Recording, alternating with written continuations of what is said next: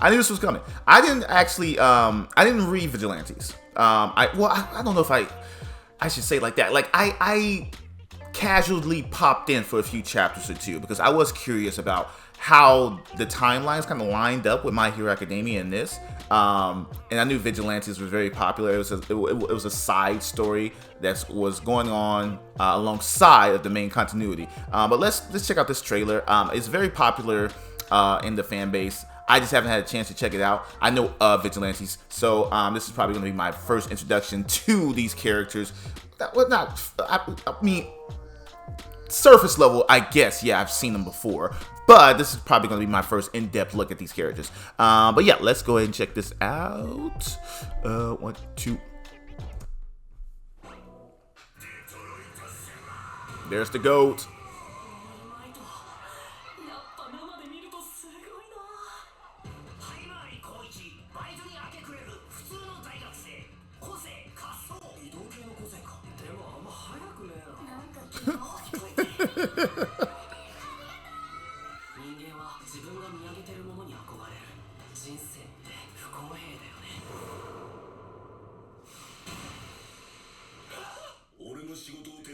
Ooh.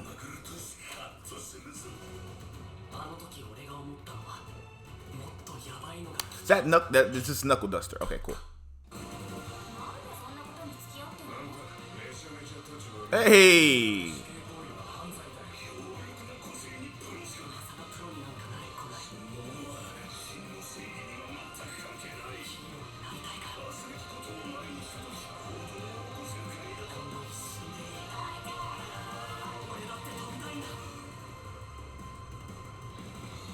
Okay.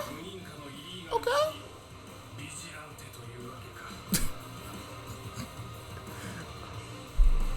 Alright, it comes out in April. Wait, is there more?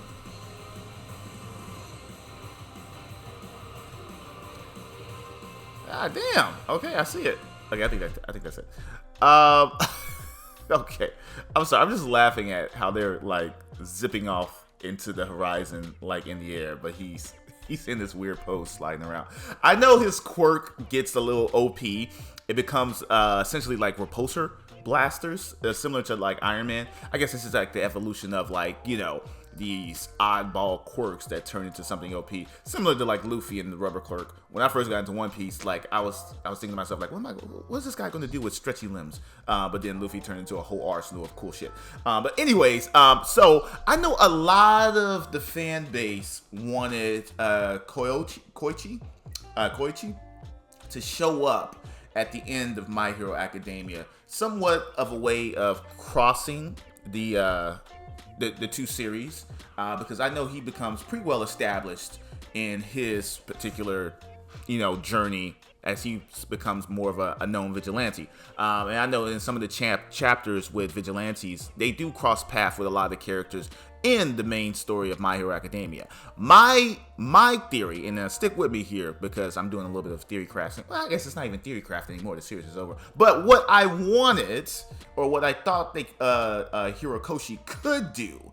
You guys remember when Midoriya? What was it? Midoriya became somewhat of an edgelord.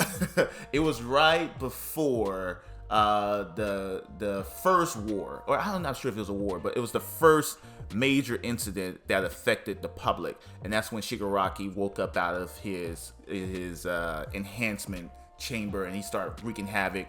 Gigantomachia and the League of Villains basically destroyed an entire city, and the heroes were in shambles, right? My thought, I always thought that was a good place to do a cut. I thought that was a good place to stop and possibly have a time skip. You know what I mean? Like, kind of like Avengers Infinity War type of deal where the villains won and we spend some time away from the series. It builds some anticipation, but in my mind, I think that would have been a perfect opportunity to somewhat blend Vigilantes into the main story with My Hero Academia. And what I mean by that is that since Deku has gone off, on just kind of rogue hero path that he's on. He could have probably spent, like, you know how Naruto spent some time with Jiraiya? I think this would have been a great time for Deku's ideology to change. You know what I mean? To spend some time in the vigilante world, you know?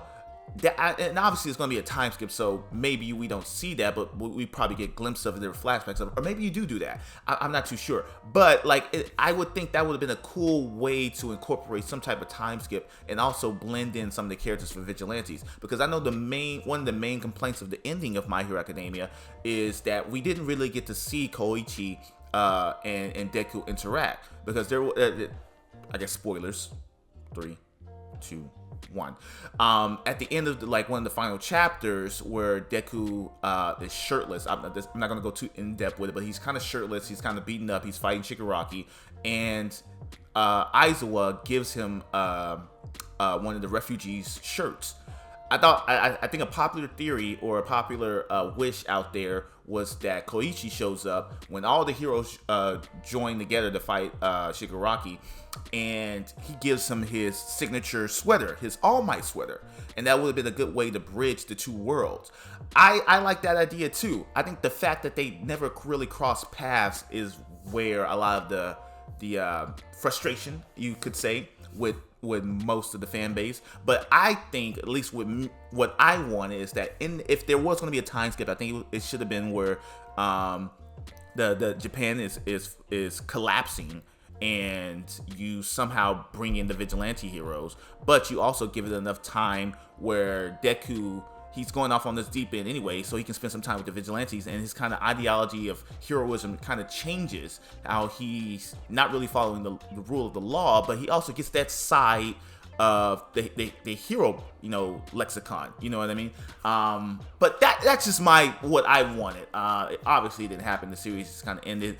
But if that did happen, that would have been so cool, and I think that would have been a perfect way for people who are not really innovated into My Hero Vigilantes to get into that particular series. They could have been like, wait, so these guys have a series? Anyway, I'm rambling about it. That's what I wanted, but obviously it didn't happen, and we got what we got.